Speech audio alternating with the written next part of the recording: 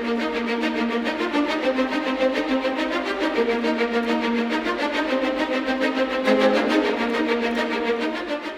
adalah WBCQ, menghadirkan radio World's Last Chance kepada Anda dari Monticello, Maine, Amerika Serikat.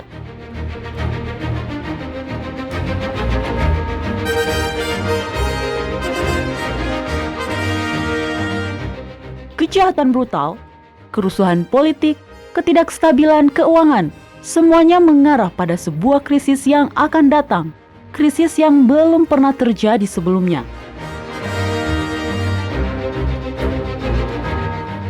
Tetaplah bersama Radio World's Last Chance untuk belajar cara Anda dapat bersiap secara rohani menghadapi apa yang berada di depan. Radio WLC mempersiapkan orang untuk menyambut Sang Juru Selamat yang segera kembali. Shalom, halo para pendengar, selamat bergabung di Radio WLC. Pada kesempatan ini kami kembali hadir di ruang dengar Anda, saya Mario Nugraha. Dan saya Doni Alexander. Terima kasih telah bergabung bersama kami para pendengar. Oh iya, jika Anda sudah pernah mendengarkan siaran kami sebelumnya, maka Anda tentu sudah tahu bahwa di WLC kami lebih suka menggunakan nama pribadi Sang Pencipta Yahwa atau Yah dibanding gelar-gelar umum seperti Tuhan atau Allah. Nama anaknya adalah Yahusua dan artinya adalah Yahwa menyelamatkan. El, Eloah, Elohim, itu semua adalah gelar Ibrani yang sering digunakan di seluruh perjanjian lama dan merujuk pada Bapa. Benar, kami menggunakan nama pribadi Bapa dan Sang Anak. Bukan hanya karena kitab suci memerintahkan kita untuk melakukannya, tetapi karena nama Bapa sebenarnya mengandung sebuah janji yang sangat kuat. Namanya adalah kata kerja verb of being dalam bahasa Inggris. Jadi ketika Anda memperkatakan namanya yang telah digabungkan dengan kebutuhan Anda, itu akan menjadi sebuah janji yang kuat yang bisa Anda klaim. Itulah makna sebenarnya dari perintah, serukanlah namanya, seperti yang diperintahkan dalam kitab Mazmur pasal 105. Iya, betul Mario. Nah, para pendengar, baru-baru ini kami menyiarkan program yang membahas tentang hal itu. Jadi jika Anda melewatkannya, Anda masih bisa mendengarkannya. Cukup buka situs web kami di WLC dan klik ikon radio WLC. Kemudian pilih bahasa Indonesia, lalu gulir ke bawah dan cari program yang berjudul Janji yang Paling Kuat di Alam Semesta. Oh ya, kami juga telah mempostingnya di YouTube, jadi Anda juga dapat mendengarkannya di sana. Silakan cari WLC Radio Bahasa Indonesia di YouTube. Baiklah, Doni dan para pendengar, pada kesempatan yang baik ini kita akan berbicara tentang kemunafikan. Kemunafikan adalah ketika seseorang berpura-pura menjadi sesuatu, tapi sebenarnya dirinya tidak seperti itu. Atau ketika seseorang seolah-olah mempercayai sesuatu, padahal sebenarnya dia tidak percaya pada hal tersebut. Ya, itu hanya kepalsuan belaka, Mario. Benar, Anda akan terkejut ketika mengetahui beberapa orang terkenal sebenarnya adalah orang-orang munafik kelas dunia, Doni. Oh ya? Seperti siapa misalnya? Ya, John Lennon salah satunya. John Lennon dari The Beatles? Gigit lidahmu, Bung. Itu penistaan. Itu benar. Saat kita mendengar nama John Lennon, kita kemudian akan mengenang lagu-lagunya tentang dunia yang ideal tanpa perang atau kekerasan. Ya, benar. Jadi mengapa Anda menyebut dia munafik? Karena dia menyerukan agar dunia tanpa kekerasan, tapi dia berpihak pada kelompok yang bernama Tentara Republik Irlandia. Oh, ya? Kelompok teroris yang suka menyelesaikan perselisihan dengan cara meledakkan orang secara acak dengan bom paku. Tentunya kelompok seperti ini menurut Anda tidak akan pernah didukung oleh seorang pencinta perdamaian sejati dalam keadaan apapun. Ya. Oke, saya paham. Nah, salah satu orang terkenal yang juga bisa disebut munafik adalah filsuf Swiss Jean-Jacques Rousseau. Pada tahun 1762, dia menerbitkan sebuah karya terobosan tentang pendidikan anak-anak. Pendidikan Eropa pada abad ke-18 cukup otoriter dalam pendekatannya. Rousseau berpendapat bahwa anak-anak harus diberi kebebasan untuk bermain dan bereksplorasi bersama dengan ayah yang baik hati dan ramah yang selalu siap untuk menjawab pertanyaan mereka tentang dunia ini. Nah, itu kedengarannya bagus, Doni. Iya, tentu saja. Faktanya, filosofi pendidikannya masih mempengaruhi pendidikan barat hingga saat ini. Masalahnya, Rousseau menelantarkan kelima anaknya sendiri di sebuah rumah sakit anak. Sepertinya dia percaya bahwa panti asuhan bisa membesarkan anak-anaknya lebih baik dari dirinya sendiri. Iya, itu jelas salah. Wajarlah kalau dia dilabeli munafik. Nah, itulah yang saya maksud tadi. Kemunafikan adalah sifat karakter yang sangat hina. Ini sifat yang tidak jujur, bermuka dua. Ini bukanlah sikap yang ingin kita hidupi. Namun, Berapa banyak dari kita saat ini yang sebenarnya adalah orang munafik? Saya rasa tidak ada di antara kita yang menyadari bahwa diri kita sendiri ternyata munafik. Ya, tentu saja tidak. Tetapi itu tidak berarti bahwa kita mungkin bukan orang munafik, bahkan tanpa kita sadari. Kondisi Laodikia bagaimanapun juga adalah bentuk penipuan pada diri sendiri. Ya, itu penekanan yang bagus, Mario. Nah, kehidupan sang juru selamat benar-benar dipersulit oleh orang-orang munafik pada zamannya, orang Farisi. Dalam kitab Matius pasal 16, Yahusua berkata pada murid-muridnya, "Berjaga-jagalah dan waspadalah terhadap ragi orang Farisi dan Saduki." Nah, Doni, Ya, apa yang dapat Anda bagikan kepada para pendengar kita mengenai kemunafikan rohani? Bagaimana orang percaya dewasa ini dapat menjaga diri agar tidak menjadi orang Farisi zaman modern? iya. Ragi, saya yakin Anda sudah tahu, adalah simbol dosa.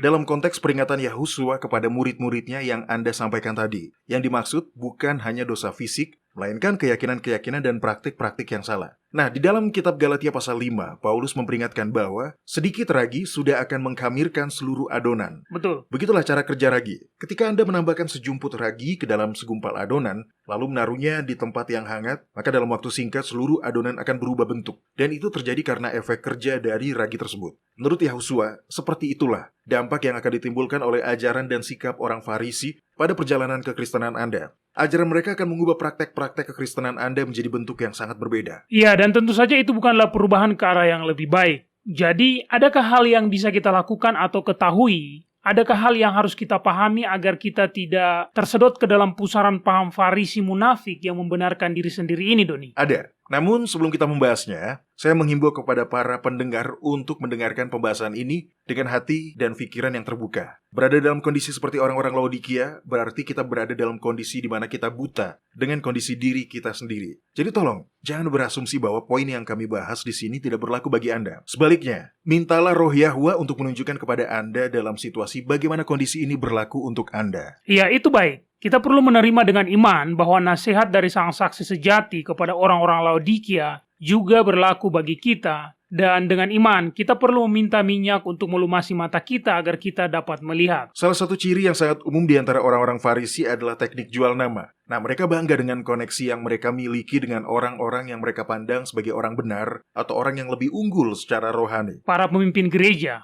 Ya, mereka termasuk. Bersama dengan siapapun yang mereka anggap akan menambah keuntungan mereka dalam pergaulan. Dalam kitab Matius pasal 3 ayat 9, Yahusua memberitahu orang-orang Farisi pada zamannya dengan berkata, "Janganlah mengira bahwa kamu dapat berkata dalam hatimu, Abraham adalah bapa kami. Karena aku berkata kepadamu, Yahwa dapat menjadikan anak-anak bagi Abraham dari batu-batu ini." Jadi Mario dan juga Anda para pendengar, kenalan yang Anda miliki, siapapun itu, tidaklah menjadi rekomendasi Anda di hadapan Yahwa. Yang penting adalah apakah Anda mengenal Yahwa. Saya setuju. Poin ini sejalan dengan apa yang saya perhatikan pada orang Farisi, dan itu adalah bahwa mereka bangga dengan kebenaran yang nampak di depan umum. Apa yang mereka lakukan? Mereka tampak memelihara hukum dengan teguh, tapi pada akhirnya mereka melanggar roh atau semangat dari hukum tersebut. Jika Anda dengan sengaja melanggar semangat hukum tersebut, Anda tetap akan salah, meskipun Anda mematuhi persyaratan-persyaratan hukum tersebut. Kita harus ingat bahwa kebenaran sejati adalah tentang kondisi hati. Betul, kitab Amsal pasal 4 ayat 3 mengatakan, "Jagalah hatimu dengan segala kewaspadaan, karena dari situlah terpancar kehidupan." Ya, tepat. Dalam khotbah di bukit, Yahusua berkata, "Berbahagialah orang yang suci hatinya, karena mereka akan melihat Yahwa." Dia tidak berkata, "Berbahagialah orang yang suci dalam perbuatan, karena mereka akan melihat Yahwa." Benar. Ya, hal lain yang tidak dilakukan oleh orang-orang Farisi adalah bergaul dengan orang yang belum bertobat. Oh ya, karena itu akan mengotori jubah kebenaran diri mereka. Namun itu berbeda dengan Yahusua. Dalam segala tindakannya, dia selalu berteman dengan orang-orang berdosa. Di dalam kitab Markus pasal 2, dia menjelaskan cara kerjanya. Dia berkata, "Bukan orang sehat yang memerlukan tabib, tetapi orang sakit. Aku datang bukan untuk memanggil orang-orang benar, melainkan orang berdosa." Tentu saja, bagaimana Anda bisa menjangkau orang-orang yang terhilang jika lingkaran kenalan Anda hanya terdiri dari mereka yang telah diselamatkan? Jadi jika Anda menolak untuk bergaul dengan orang-orang berdosa, Anda adalah orang Farisi. Dan bagaimana Anda bisa membawa orang-orang datang pada Yahusua jika Anda menghindari mereka? Itu tidak akan bisa. Nah, orang-orang Farisi juga sangat kritis terhadap orang lain, terutama dalam hal-hal yang sepele. Mereka bisa fokus pada semua hal, mulai dari pinggiran pakaian wanita. Atau apakah dia memakai celana, make up, dan perhiasan? Iya, pilihan model diet dan masih banyak lagi. Ketika Anda menilai diri Anda bukan dengan seberapa besar Yahwa mengasihi Anda, melainkan dengan seberapa kudus perbuatan Anda. Menurut Anda tentunya, maka Anda akan selalu membandingkan diri Anda dengan orang lain. dan menganggap orang lain tersebut kurang. Saya sudah menyadari kecenderungan seperti itu. Jika pilihan saya lebih konservatif daripada pilihan Anda, itu berarti saya berada di jalan yang benar dan Anda masih hidup duniawi. Tetapi jika pilihan Anda lebih konservatif daripada yang saya ingin lakukan, itu berarti Anda fanatik dan saya hidup dengan seimbang. Dan pernahkah Anda memperhatikan bahwa Yahusua pun dikutuk dengan cara seperti itu juga? Dan jika dia saja diperlakukan seperti itu, kita tahu bahwa kita pun akan diperlakukan seperti itu. Jadi jangan berkecil hati jika hal ini terjadi. Bacalah kitab Yohanes pasal 15 ayat 18-20. Baik, jikalau dunia membenci kamu, ingatlah bahwa ia telah lebih dahulu membenci aku daripada kamu. Sekiranya kamu dari dunia, tentulah dunia mengasihi kamu sebagai miliknya. Tetapi karena kamu bukan dari dunia, melainkan aku telah memilih kamu dari dunia, sebab itulah dunia membenci kamu. Ingatlah apa yang telah kukatakan kepadamu. Seorang hamba tidaklah lebih tinggi daripada tuannya. Jikalau mereka telah menganiaya aku, mereka juga akan menganiaya kamu. Yahusua terlalu konservatif bagi orang-orang Saduki dan terlalu liberal bagi orang-orang Farisi. Ya, memang seperti itu kan. Beri saya waktu sebentar untuk membuka kitab Matius pasal 11 di sini. Nah, ada ayat di mana Yahusua menghadapi para pengkritiknya karena perihal seperti ini. Oke, ini dia. Kitab Matius pasal 11 ayat 16-19. Di sini dikatakan, dengan apakah akan kuumpamakan angkatan ini? Mereka itu seumpama anak-anak yang duduk di pasar dan berseru kepada teman-temannya. Kami meniup seruling bagimu, tetapi kamu tidak menari. Kami menyanyikan kidung duka, tetapi kamu tidak berkabung. Karena Yohanes datang, ia tidak makan dan tidak minum, dan mereka berkata, ia kerasukan setan. Kemudian anak manusia datang, ia makan dan minum, dan mereka berkata, lihatlah, ia seorang pelahap dan peminum, sahabat pemungut cukai dan orang berdosa. Tetapi hikmat itu terbukti dari hasil-hasilnya. Kita tidak bisa membandingkan diri kita dengan manusia lain yang juga memiliki kecenderungan untuk salah. Dengan melihat, kita berubah. Itu adalah hukum psikologi. Jadi, ke dalam bentuk gambaran siapakah Anda ingin diubah? Menjadi sesama manusia yang tidak lepas dari salah dan dosa juga? Atau apakah Anda ingin berubah menjadi serupa dengan gambaran Yahwa? Ya, itu adalah sebuah penekanan yang bagus, Doni. Kita selalu memikirkan hal ini seperti dunia hiburan. Kita tidak ingin mengisi pikiran kita dengan kekerasan dan dosa seksual yang begitu lazim diperlihatkan dalam novel dan film-film. Tapi ini juga berlaku untuk apa yang kita pikirkan dan siapa yang kita idolakan, atau yang kita hakimi juga. Oke, buka kitab Matius pasal 12. Nah, bagian ini menunjukkan hal lain yang dilakukan oleh orang-orang Farisi, yaitu dengan hanya fokus pada aturan-aturan sambil mengesampingkan semua yang lain, termasuk kehendak Yahwa yang sudah nyata. Baiklah, ayat yang mana, Doni? Kitab Matius pasal 12 ayat 9-16. Oke, setelah pergi dari sana, Yahusua masuk ke rumah ibadah mereka. Di situ ada seorang yang mati sebelah tangannya. Mereka bertanya kepadanya, bolehkah menyembuhkan orang pada hari Sabat? Maksud mereka ialah supaya dapat mempersalahkan dia. Oke, coba perhatikan. Orang-orang Farisi bertanya kepada Yahusua apakah boleh menyembuhkan pada hari Sabat. Mereka bertanya seperti itu hanyalah karena mereka ingin menuduhnya telah melanggar Sabat. Mereka tidak peduli pada pria yang membutuhkan pertolongan tersebut.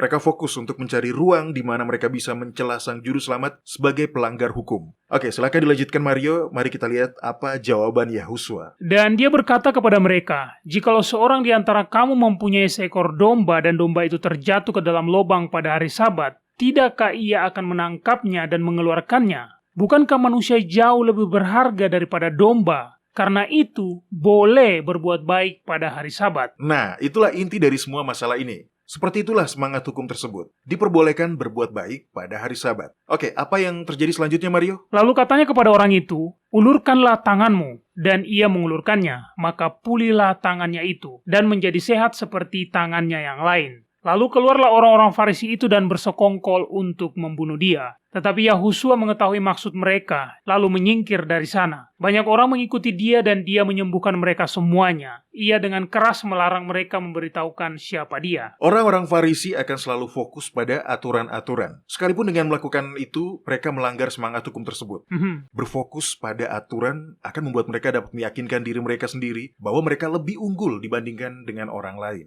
Ini mengingatkan saya pada kata-kata Yahusua dalam kitab Matius pasal 23, Doni. Itu adalah pasal yang bagus digunakan untuk mempelajari ciri-ciri orang Farisi. Nah, di ayat 23 dia berkata, celakalah kamu hai ahli-ahli Taurat dan orang-orang Farisi, hai kamu orang-orang munafik, sebab persepuluhan dari selasi ada semanis dan jintan kamu bayar, tetapi yang terpenting dari hukum Taurat kamu abaikan, yaitu keadilan dan belas kasihan dan kesetiaan. Yang satu harus dilakukan dan yang lain jangan diabaikan. Doni, Iya, bagi saya ini adalah kutipan yang sangat menarik. Di satu sisi Yahusua berkata, tentu taatilah hukum itu dengan cermat. Itulah yang dia katakan ketika dia berkata, yang satu harus dilakukan. Tetapi masalahnya adalah mereka mengabaikan yang lain, yaitu keadilan, belas kasihan, dan kesetiaan. benar. Paham Farisi masih hidup dengan baik pada zaman sekarang. Setan akan memastikan hal ini. Adalah penting bagi kita masing-masing untuk meminta Yahwa menunjukkan kepada kita di area mana kita secara pribadi telah mencontoh sifat-sifat orang Farisi.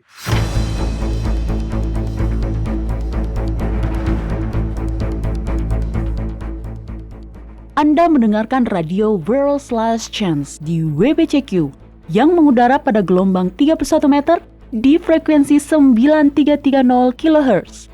Radio World's Last Chance mempersiapkan orang untuk menyambut Sang Juru Selamat yang segera kembali.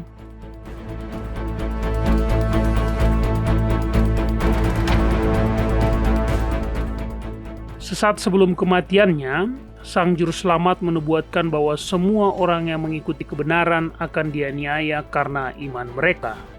Kitab Wahyu juga mengungkapkan bahwa dalam waktu dekat, hukum buatan manusia akan ditegakkan melawan hukum ilahi.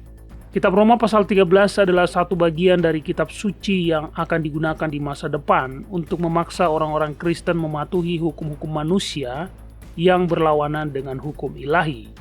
Jika seseorang mencoba untuk memaksa Anda melawan hati nurani Anda dengan mengutip dari kitab Roma pasal 13, dengan mengatakan bahwa para penguasa atau pemerintah ditetapkan oleh Yahwa, bagaimana Anda akan menjawab? Apa yang Anda akan sampaikan? Untuk memahami dengan lebih jelas bagaimana makna sebenarnya dari kitab Roma pasal 13, kunjungi situs web kami di worldslastchance.com dan baca artikel dengan judul Kewajiban Sipil Orang Percaya.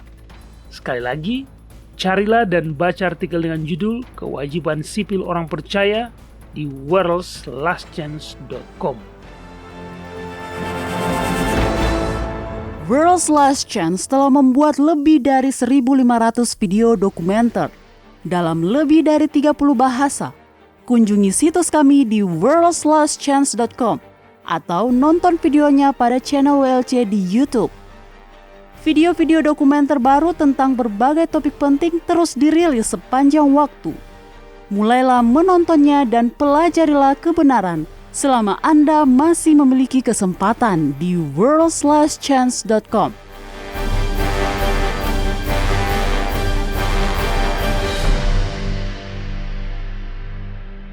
Baiklah para pendengar, jika Anda baru bergabung bersama kami, saya ingin menyampaikan bahwa hari ini Doni sedang berbagi dengan kita mengenai sifat-sifat orang Farisi. Paham Farisi bukan hanya fenomena Israel di abad pertama. Paham ini masih tetap hidup dengan baik pada zaman sekarang. Ya, benar Mario. Kebenaran, kekudusan adalah sebuah kondisi. Nah, kata-kata ini bukanlah kata kerja. Saat kita berserah penuh kepada Yahwa, Sang Juru Selamat akan melingkupi kita dengan kebenarannya. Itu adalah sebuah anugerah. Inilah yang menjadi masalah dengan sifat-sifat dari orang-orang Farisi. Mereka memandang kekudusan sebagai kata kerja, sesuatu yang harus mereka cita-citakan. Dan tentu saja, begitu Anda melakukannya, Anda akan selalu gagal total. Sifat lain dari orang Farisi adalah selalu menganggap orang lain itu buruk. Mereka tidak membuka ruang bahwa mungkin orang lain itu hanya hilaf saja. Orang-orang Farisi adalah para pendakwa. Ya, itu dakwaan yang serius. Oh ya, saya juga memperhatikan bahwa orang Farisi biasanya tidak mempedulikan perasaan orang lain yang mereka gosipkan. Nah, Doni, Anda baru saja mengatakan bahwa orang Farisi adalah para pendakwa dan mendakwa adalah pekerjaan iblis. Kitab Wahyu pasal 12 ayat 10 menyebut setan sebagai pendakwa saudara-saudara kita yang mendakwa mereka siang dan malam di hadapan Eloa kita. Itulah yang terus-menerus dilakukan oleh orang-orang Farisi kepada Yahusua. Apakah Anda ingat apa yang terjadi dalam kitab Matius pasal 24, Doni? Ya, Mereka membawakannya seorang pria yang kerasukan setan dan tentu saja semua orang kagum ketika Kristus mengusir setan itu. Mereka berkata, mungkinkah dia ini anak Daud yang dijanjikan itu?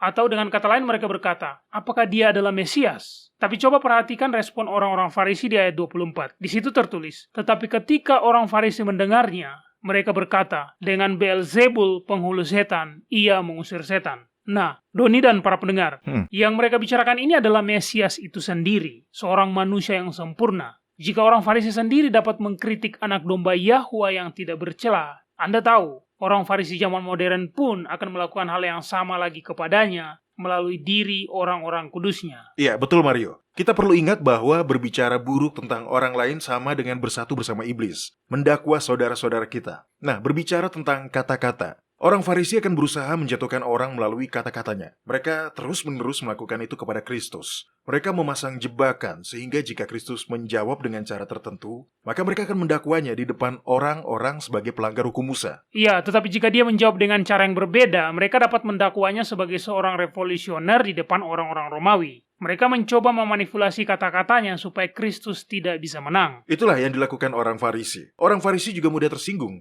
Mereka adalah tipe orang yang suka bertindak seenaknya, tapi mereka tidak mau menerima balasannya. Memang betul bahwa perasaan kita mudah terluka, terutama ketika kita menelan mentah-mentah perkataan orang lain. Tapi kita perlu mundur selangkah, menarik nafas dalam-dalam, dan bertanya pada diri sendiri, apakah saya terlalu cepat tersinggung pada prasangka dan kesalahan orang lain? Paulus menulis dalam 1 Korintus 13 ayat 5 bahwa kasih itu tidak mudah terprovokasi. Yahusua sendiri tidak mudah terprovokasi. Dan jika kita ingin seperti dia, maka kita tidak akan bertindak egois, dan kita juga tidak akan cepat tersinggung. Benar. Oke, tolong buka kitab Matius pasal 15 dan baca ayat 12-13 Mario. Ini adalah poin serius yang kurang disadari oleh kebanyakan orang. Silakan dibacakan jika Anda sudah mendapatkannya. Oke, maka datanglah murid-muridnya dan bertanya kepadanya, engkau tahu bahwa perkataanmu itu telah menjadi batu sandungan bagi orang-orang Farisi. Tapi dia menjawab mereka, setiap tanaman yang tidak ditanam oleh Bapakku yang di sorga akan dicabut dengan akar-akarnya. Jadi, orang Farisi juga buta secara rohani. Hal-hal rohani hanya bisa dilihat dan dinilai secara rohani.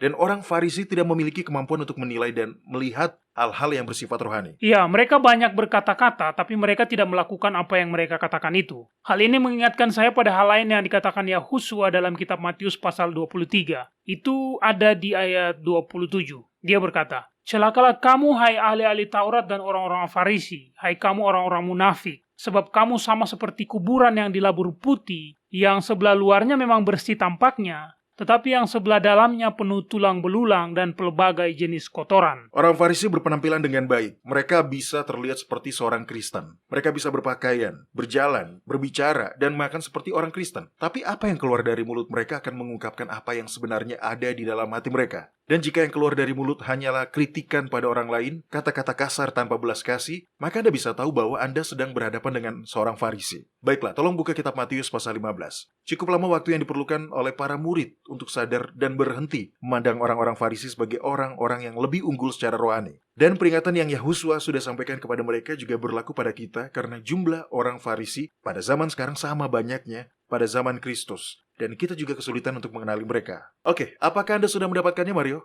Baik, silakan dibaca di ayat 10-20. Lalu dia memanggil orang banyak dan berkata kepada mereka, dengar dan camkanlah, bukan yang masuk ke dalam mulut yang menajiskan orang, melainkan yang keluar dari mulut, itulah yang menajiskan orang. Maka datanglah murid-muridnya dan bertanya kepadanya, engkau tahu bahwa perkataanmu itu telah menjadi batu sandungan bagi orang-orang Farisi. Tetapi dia menjawab mereka, setiap tanaman yang tidak ditanam oleh Bapakku yang di sorga akan dicabut dengan akar-akarnya. Biarkanlah mereka itu.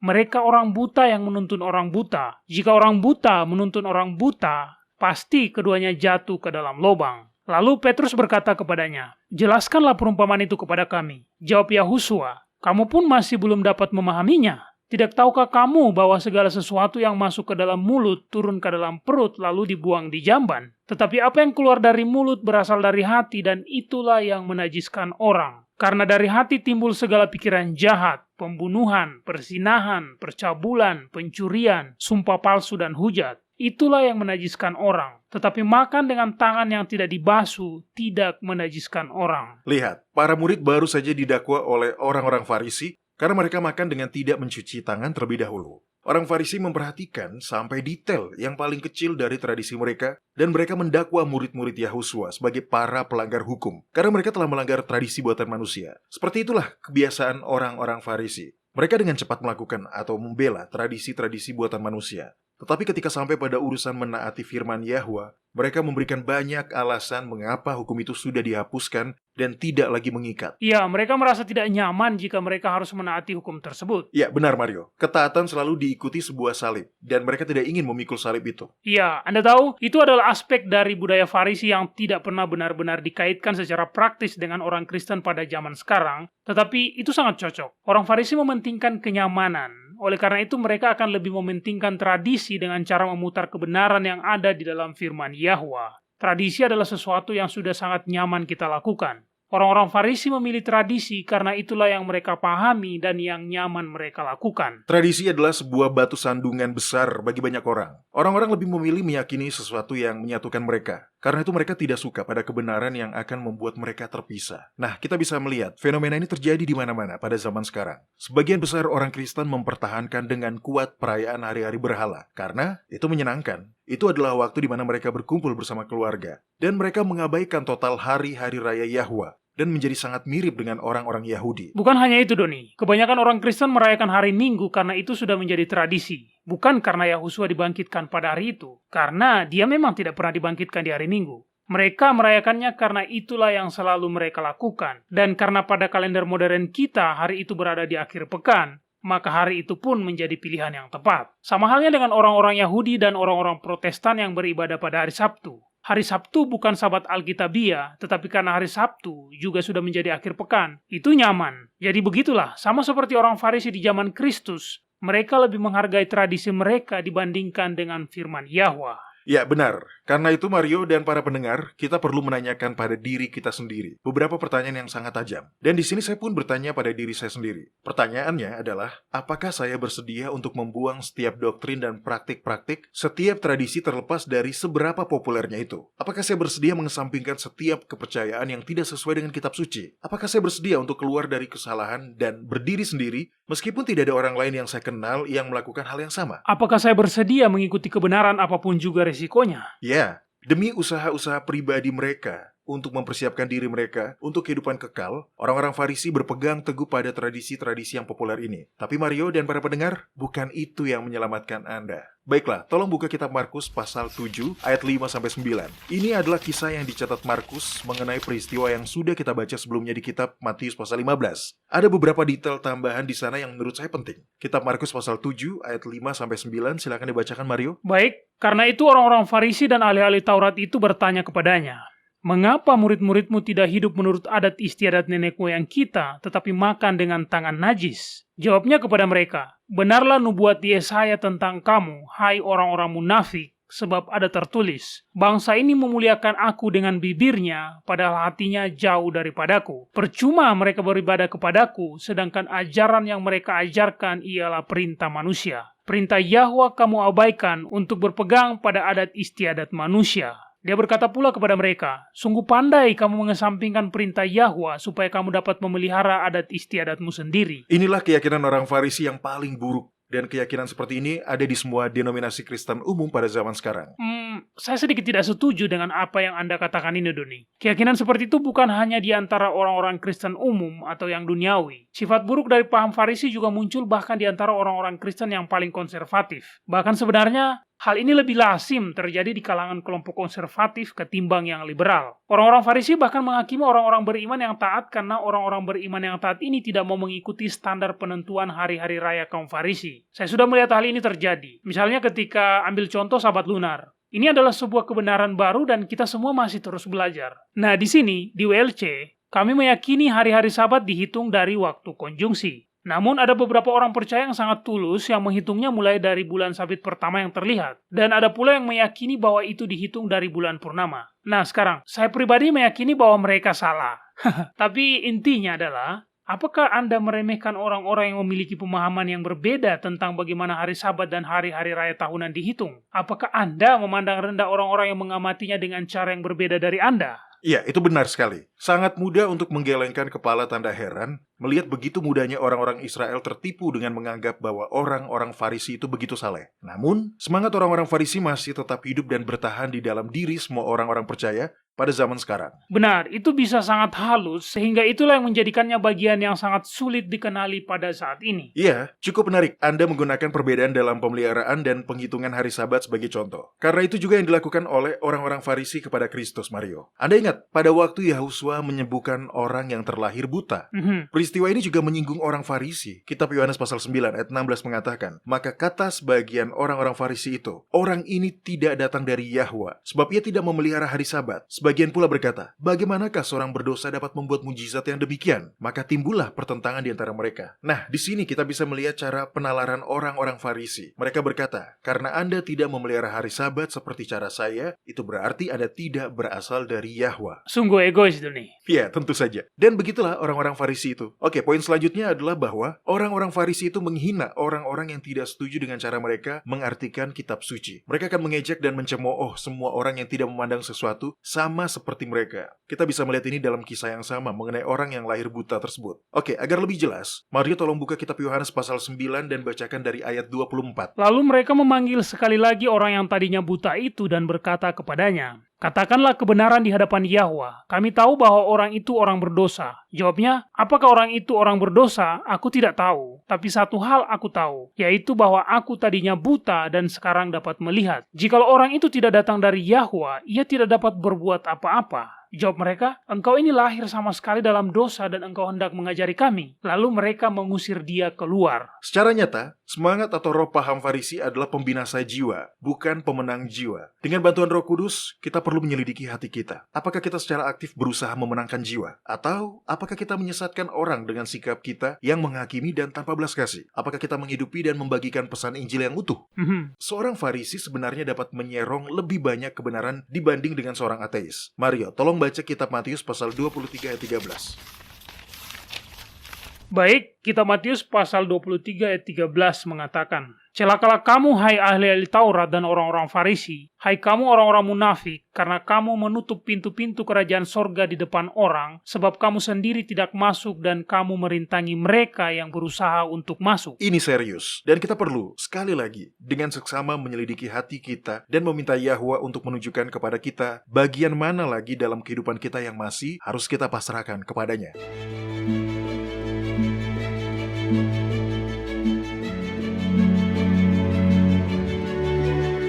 Anda mendengarkan radio World's Last Chance di WBCQ yang mengudara pada gelombang 31 meter di frekuensi 9330 kHz.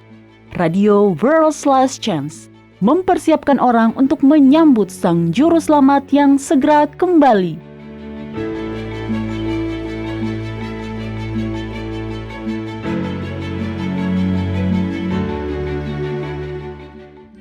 Salah satu doktrin utama kekristenan adalah keyakinan pada ketuhanan Tritunggal. Bahkan sekelompok kecil denominasi yang menolak konsep Tritunggal sering dipandang sebagai bidat. Namun, pembelajaran yang seksama pada Alkitab bersama dengan sejarah yang didokumentasikan mengungkapkan kebenaran yang mengejutkan. Doktrin Tritunggal atau biasa disebut Trinitas sebenarnya berasal dari agama berhala kuno dan bukan dari Alkitab. Faktanya, Alkitab secara tegas memberi peringatan melawan doktrin ini. Tapi jangan langsung mempercayai apa yang kami katakan ini. Pelajarilah sendiri. Untuk mempelajari dengan cermat asal-usul sejarah dari doktrin ini, kunjungilah web kami di worldslastchance.com. Carilah artikel dengan judul, "Apakah Trinitas itu Alkitabiah?" Sekali lagi, baca artikel dengan judul, "Apakah Trinitas itu Alkitabiah?" di worldslastchance.com.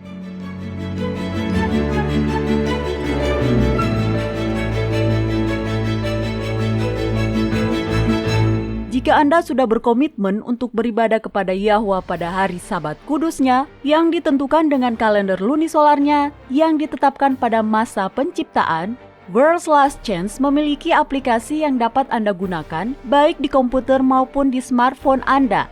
Aplikasi kalender lunisolar WLC telah dirancang untuk memenuhi kebutuhan para pemelihara Sabat lunar di seluruh dunia. Kunjungilah website kami di worldslastchance.com dan mulailah menggunakannya hari ini. Anda dapat mengaksesnya secara online dan mengunduhnya ke perangkat Anda atau bahkan memasangnya di website Anda sendiri. Aplikasi kalender lunisolar WLC adalah sebuah bahan yang sangat baik bagi semua orang yang berkomitmen untuk menghormati hari-hari raya Yahwa.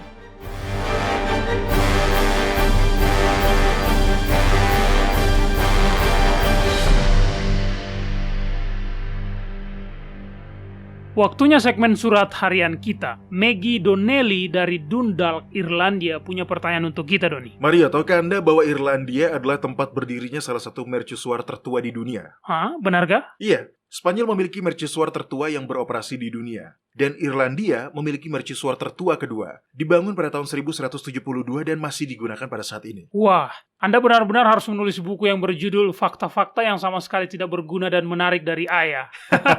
Iya, akan lebih menyenangkan mengumpulkan fakta-fakta yang sudah ada daripada harus menulisnya sendiri. Oh ya, ngomong-ngomong, apa yang Maggie katakan? Baik, pertanyaannya menurut saya akan menjadi perihal yang akan semakin banyak dijumpai di masa depan oleh orang-orang percaya, terutama di Barat. Ini ada hubungannya dengan sihir. Benar, ada semakin banyak orang di Barat yang kembali melakukan apa yang mereka sebut sebagai tradisi-tradisi berhala kuno. Dan di sini, di negara-negara di dunia timur di mana paham berhala selalu ada, hal-hal seperti itu dapat kita lihat setiap hari. Tetapi Anda benar, Mario. Hal seperti ini saat ini sedang berkembang di Barat. Benar, Doni. Nah, Maggie menulis, saudara perempuan saya sangat sedih karena putrinya baru-baru ini mengaku bahwa dia adalah seorang penyihir. Apakah masih ada harapan untuk keponakan saya? Atau apakah dia telah melakukan dosa yang tidak bisa diampuni? Saudara saya telah memutuskan semua kontak dengan putrinya dan dia memaksa semua anggota keluarga lainnya melakukan hal yang sama. Saya sangat dekat dengan keponakan saya tersebut dan menolak melakukannya. Jadi sekarang saudara perempuan saya marah kepada saya. Saya tidak tahu bagaimana menangani situasi ini, jadi saya bertanya, dalam kondisi ini, apa yang akan Yahusua lakukan?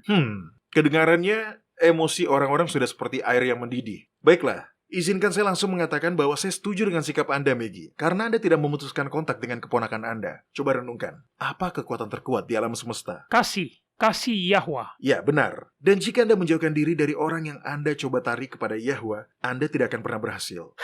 Itu benar, kita semua perlu mengingat itu. Saya telah memperhatikan bahwa banyak orang percaya merasa sangat tidak nyaman berada di sekitar orang-orang yang mengidentifikasi diri sebagai penyihir atau penyembah berhala. Penyembah berhala modern. Iya, apapun istilah yang mereka gunakan untuk menamai diri mereka. Nah, orang Kristen cenderung takut dan menjauhi mereka. Ini sangat disayangkan karena, sekali lagi, bagaimana kita bisa menarik mereka kepada kebenaran jika kita mundur dan tidak mau berteman dengan mereka? Saya pikir Anda benar. Banyak yang merasa takut ketika orang-orang mendengar penyihir dan menganggapnya sebagai penyembah setan. Mereka pun langsung menjauh secepat mungkin. Yang sangat disayangkan, kebanyakan dari mereka adalah orang-orang yang menganut prinsip hidupku, hidupku, hidupmu ya hidupmu. Lebih jauh, ada yang menganggap bahwa berdekatan dengan penyihir itu berbahaya. Masih menurut mereka, misionaris tidak akan pernah dikirim ke negeri penyembah berhala.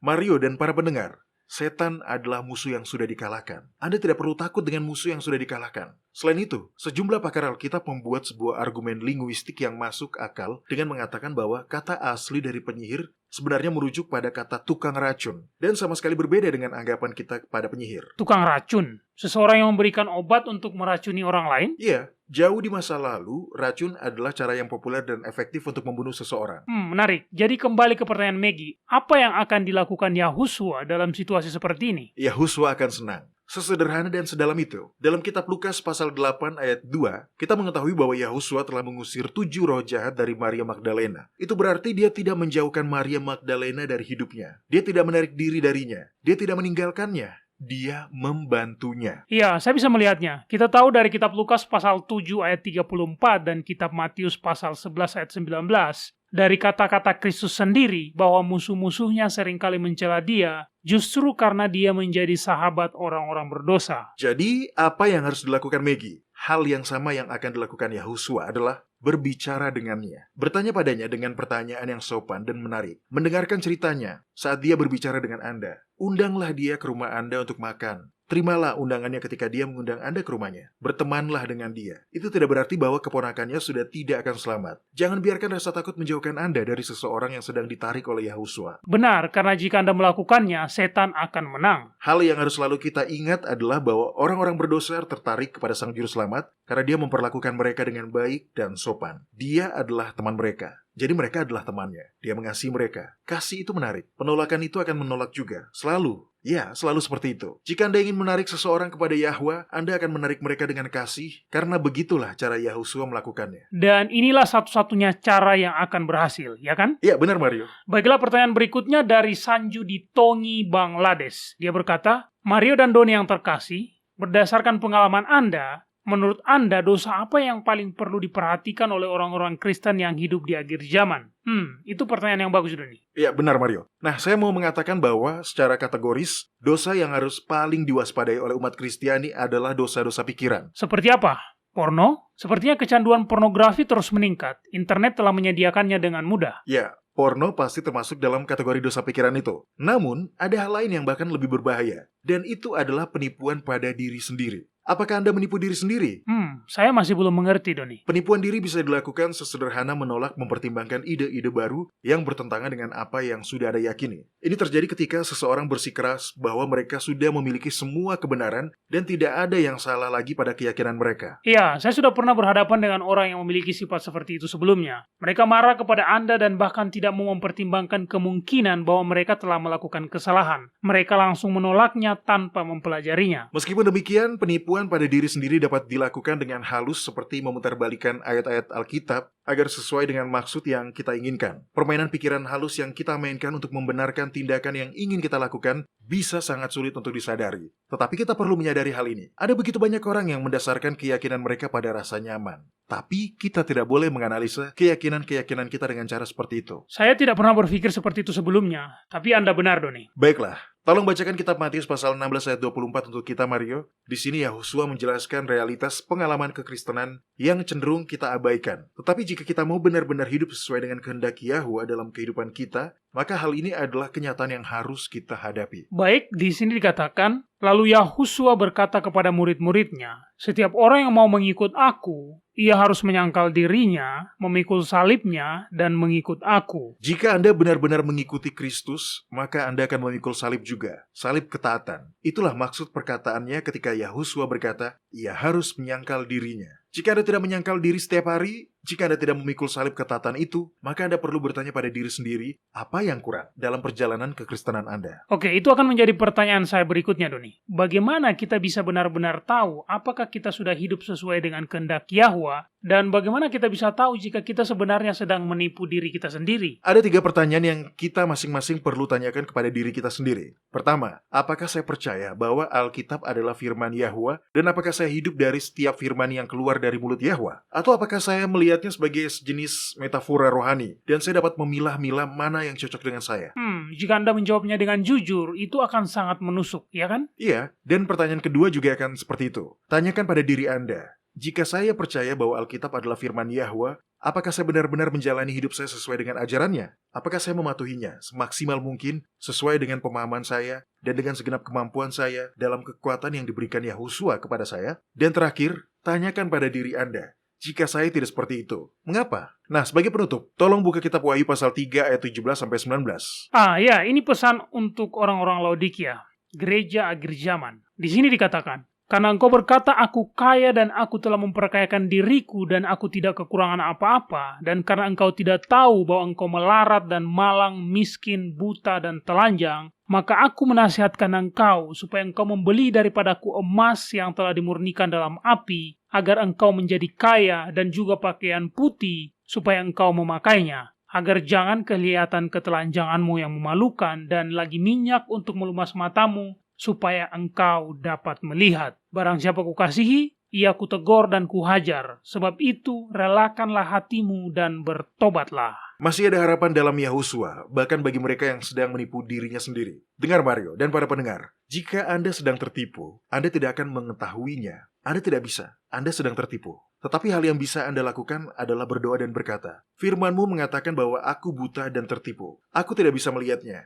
Dan karena aku buta, aku mau menerima dengan iman bahwa penilaian-Mu tentangku adalah benar. Mohon ampuni dosa dan kesombonganku. Tolong berikan kepadaku emas-Mu yang telah dimurnikan dalam api. Kenakanlah padaku pakaian kebenaran-Mu dan lumasilah mataku dengan minyak-Mu. Yahwa adalah jawaban untuk segalanya. Bahkan penipuan pada diri sendiri. Jadi, jangan menunggu. Mintalah. Mintalah Dia untuk mengungkapkan diri Anda yang sebenarnya kepada Anda hari ini. Dan mintalah agar Dia memberi Anda hati yang bersedia untuk mematuhi setiap kebenaran yang Dia ungkapkan kepada Anda. Benar, Yahwa selalu menjadi jawaban. Apapun yang Anda butuhkan, bantuan apapun, bimbingan apapun, Dia jawabannya. Baiklah para pendengar, jika Anda punya pertanyaan, kirimkan saja. Buka worldslastchance.com dan klik hubungi kami. Kami menunggu kabar dari Anda.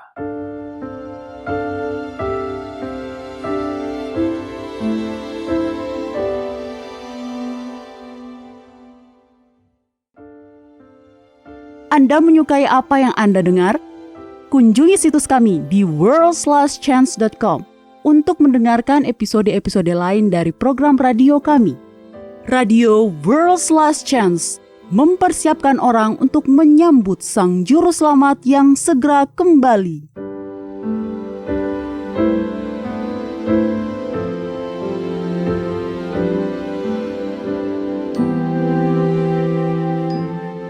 Ini adalah janji harian Anda dari firman Yahwa. Kitab 2 Korintus pasal 4 ayat 16-17 berisi sebuah janji bagi mereka yang bergumul dengan kesehatan yang terus merosot. Di ayat tersebut dikatakan, "Sebab itu kami tidak tawar hati, tetapi meskipun manusia lahiria kami semakin merosot, namun manusia batinia kami dibaharui dari hari ke hari. Sebab penderitaan ringan yang sekarang ini mengerjakan bagi kami kemuliaan kekal yang melebihi segala-galanya, jauh lebih besar daripada penderitaan kami." Pergumulan yang terus berlanjut tanpa henti dapat mengecilkan hati, dan masalah kesehatan kronis akan berdampak lebih buruk. Namun, dalam situasi seperti itu, Yahwa berkuasa untuk menguatkan dan menopang. Pada awal musim semi tahun 1905, Walter dan Sivilla Martin melakukan perjalanan melintasi negara bagian di New York di Amerika Serikat. Mereka bertemu dan berteman baik dengan pasangan bernama Doolittle. Nyonya Doolittle telah berbaring di tempat tidur selama 20 tahun. Sementara itu, Tuan Doolittle lumpuh dan harus menggunakan kursi roda ke tempat kerjanya. Meskipun mengalami masalah kesehatan yang serius, keluarga Doolittle adalah orang Kristen yang penuh sukacita yang menyemangati dan menginspirasi semua orang yang mereka kenal.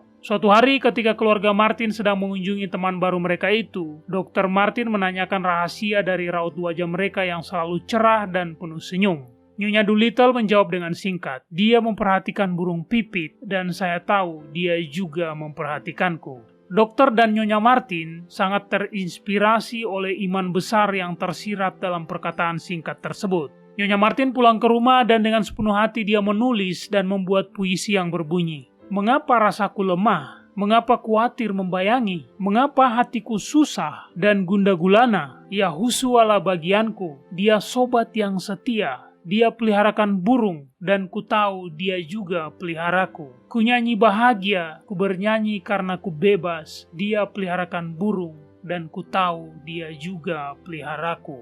Keesokan harinya, Nyonya Martin mengirimkan puisinya ini kepada Charles Gabriel yang membuatnya menjadi sebuah lagu. Lagu ini telah menjadi salah satu lagu Injil paling terkenal yang pernah ditulis, yang telah menguatkan iman banyak orang. Dalam kitab Matius pasal 10, Yahusua berkata, "Bukankah burung pipit dijual 2 ekor seduit, namun seekor pun daripadanya tidak akan jatuh ke bumi di luar kehendak Bapamu. Dan kamu, rambut kepalamu pun terhitung semuanya. Sebab itu janganlah kamu takut karena kamu lebih berharga daripada banyak burung pipit." Para pendengar, apapun yang terjadi di dalam hidup Anda dapat yakin bahwa Bapa masih memegang kendali dan Dia akan tetap berada di sisi Anda sepanjang waktu. Kepada kita telah diberikan janji-janji yang besar dan berharga, majulah dan mulailah mengaminkannya.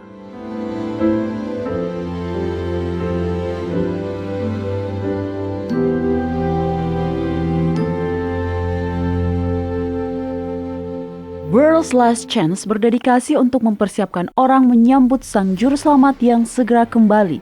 Acara siaran radio harian kami tersedia dalam 7 bahasa berbeda dari seluruh dunia dan masih banyak bahasa-bahasa lain lagi yang akan mengudara.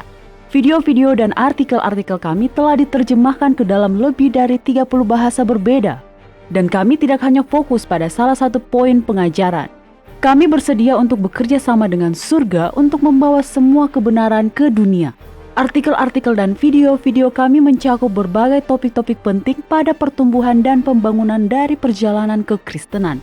Kami menghadirkan materi yang mencakup kesalehan praktis di dalam kehidupan sehari-hari, doktrin Alkitabiah yang benar-benar hanya didasarkan pada firman Yahwa, kalender Sang Pencipta, dan nubuatan akhir zaman yang penting untuk Anda ketahui. Kami bahkan membahas berbagai macam angin pengajaran yang palsu yang telah digunakan oleh setan untuk menipu banyak orang, dan mengungkapkan mengapa itu salah dan apa yang benar berdasarkan Alkitab. Kunjungilah kami hari ini di worldslastchance.com. Pelajarilah kebenaran di hari-hari terakhir ini.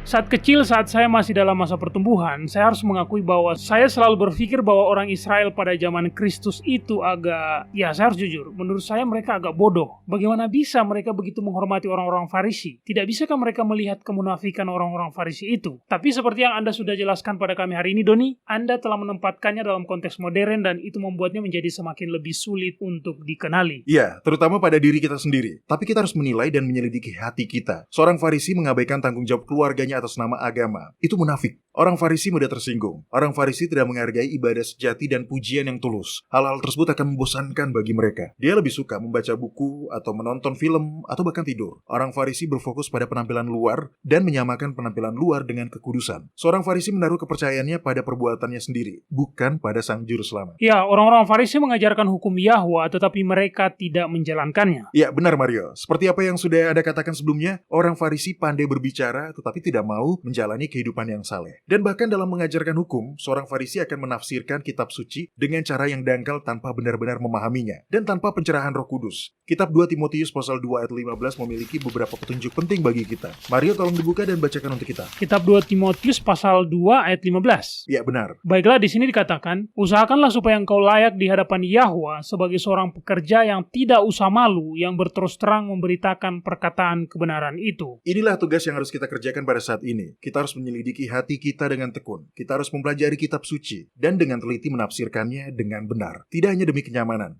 Dan kita harus sangat waspada terhadap roh atau semangat orang-orang Farisi. Tidak hanya pada orang lain, tetapi di dalam diri kita sendiri juga. Iya, sangat mudah untuk melihatnya ada pada orang lain, tapi tidak banyak yang bisa melihatnya di dalam diri mereka sendiri. Syukurlah, Yahusua telah memberi kepada kita beberapa pedoman. Mari kita baca, buka kitab Matius pasal 7. Oke. Para pendengar, saat Mario membacakan ayat-ayat ini, mari kita simak dengan cermat dan kemudian terapkanlah prinsip-prinsip ini pada diri kita sendiri. Tidak hanya bagi mereka yang dengan mudahnya kita hakimi. Terapkanlah ini pada diri Anda sendiri. Oke, Mario sudah dapat? Baiklah, ayat 15-20 dari kitab Matius pasal 7. Waspadalah terhadap nabi-nabi palsu yang datang kepadamu dengan menyamar seperti domba, tetapi sesungguhnya mereka adalah serigala yang buas. Dari buahnya lah kamu akan mengenali mereka. Dapatkah orang memetik buah anggur dari semak duri atau buah ara dari rumput duri? Demikianlah setiap pohon yang baik menghasilkan buah yang baik, sedangkan pohon yang tidak baik menghasilkan buah yang tidak baik. Tidak mungkin pohon yang baik itu menghasilkan buah yang tidak baik, ataupun pohon yang tidak baik itu menghasilkan buah yang baik. Dan setiap pohon yang tidak menghasilkan buah yang baik pasti ditebang dan dibuang ke dalam api. Jadi, dari buahnya lah kamu akan mengenal mereka. Tidak ada seorang pun dari kita yang akan mampu membedakan apakah buah kita baik atau buruk sebelum kita meminta ketajaman rohani untuk membandingkan diri kita dengan Sang Juru Selamat. Sekali lagi, kita selalu ingin menerapkan ayat ini kepada orang lain. Tapi bagaimana kalau kita menerapkannya pada diri kita sendiri? Akhir dunia tidak akan lama lagi. Kita tidak bisa lagi bermain-main dengan dosa. Kita tidak boleh terus tertipu dengan kondisi kita sendiri. Ya, benar-benar tidak boleh. Nubuatan telah memberi kita sekilas gambaran tentang betapa buruknya kejadian yang akan terjadi pada hari-hari mendatang. Ya, itu akan sangat buruk. Sekaranglah waktunya untuk menyelidiki hati kita, bukan saat kelaparan global sedang melanda, bukan saat tanda binatang itu sudah dipaksakan dengan ancaman kematian. Karakter kita, pikiran dan perasaan kita adalah satu-satunya hal yang akan kita bawa ke dalam kerajaan Yahwa. Dan ketahuilah para pendengar, kita tidak mengembangkan karakter dalam krisis. Sebaliknya, krisis itu justru akan mengungkapkan bagaimana karakter kita. Dan kita mengembangkan karakter tersebut setiap hari, melalui setiap keputusan yang kita buat. Apakah kita akan terus begadang, menonton film sehingga keesokan paginya kita masih tertidur? Di mana seharusnya kita menggunakan waktu itu untuk melakukan renungan pribadi. Jenis keputusan seperti inilah yang kita buat setiap hari, yang akan menentukan apakah karakter kita nantinya akan cocok untuk memasuki hidup yang kekal atau tidak. Ketika Yahusua kembali, dia akan melihat mahakarya Yahwa, laki-laki dan perempuan yang diselamatkan oleh kasih karunia dan diciptakan ulang melalui iman seturut dengan gambaran Yahwa sendiri. Tapi tahukah Anda, Doni? Setan juga akan mendapatkan mahakaryanya. Dia akan memiliki laki-laki dan perempuan yang dicipta ulang menyerupai dirinya sendiri. Ya, benar Mario. Dan para pendengar, keputusan yang Anda buat setiap hari, keputusan yang saya buat setiap hari, menentukan gambaran siapa yang akan kita cerminkan di sepanjang kekekalan. Apakah kita dengan iman menerima kebenaran Kristus untuk melingkupi kita? Apakah kita meminta pelumas mata ilahi agar kita dapat melihat apa yang ingin Dia ajarkan kepada kita? Ya, tidak ada waktu lagi untuk disia-siakan. Jika kita tidak secara aktif memilih untuk berserah diri kepada Yahwa dan mengizinkan Dia untuk menuliskan hukum-hukumnya di hati kita, kita secara otomatis memilih untuk mengizinkan setan menjadikan kita menurut gambarnya. Iya. Dengarlah para pendengar, jangan mau menjadi tidak selamat secara otomatis. Bersikaplah proaktif. Pilihlah untuk berserah penuh kepada Yahwa pada hari ini. Oke, bergabunglah bersama kami lagi besok. Sampai jumpa dan ingat, Yahwa mengasihi Anda Dan Dia aman untuk dipercaya.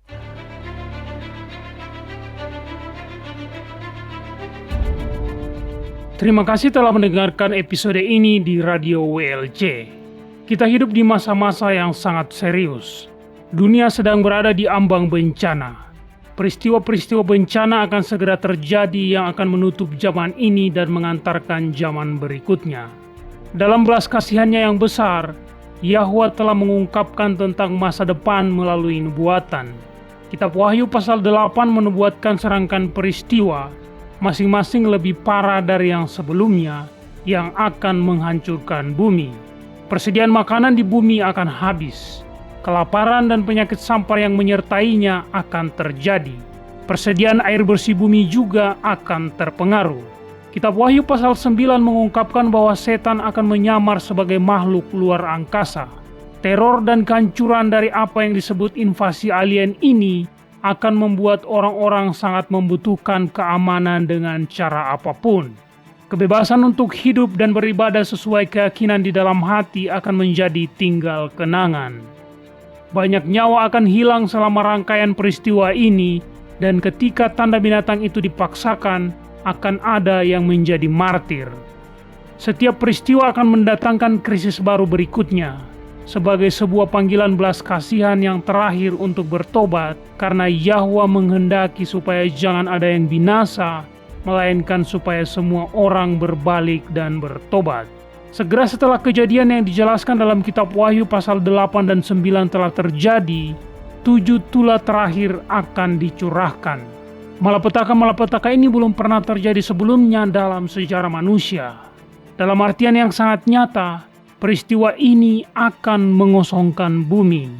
Kitab Yesaya pasal 24 memberi peringatan dengan berkata, sesungguhnya Yahwa akan menanduskan bumi dan akan menghancurkannya, akan membalikkan permukaannya dan akan menyerahkan penduduknya. Bumi terhuyung-huyung parah seperti orang mabuk dan goyang seperti gubuk yang ditiup angin. Dosa pemberontakannya menimpa dia dengan sangat. Ia rebah dan tidak akan bangkit-bangkit lagi. Namun, bagi orang-orang yang percaya, ada harapan.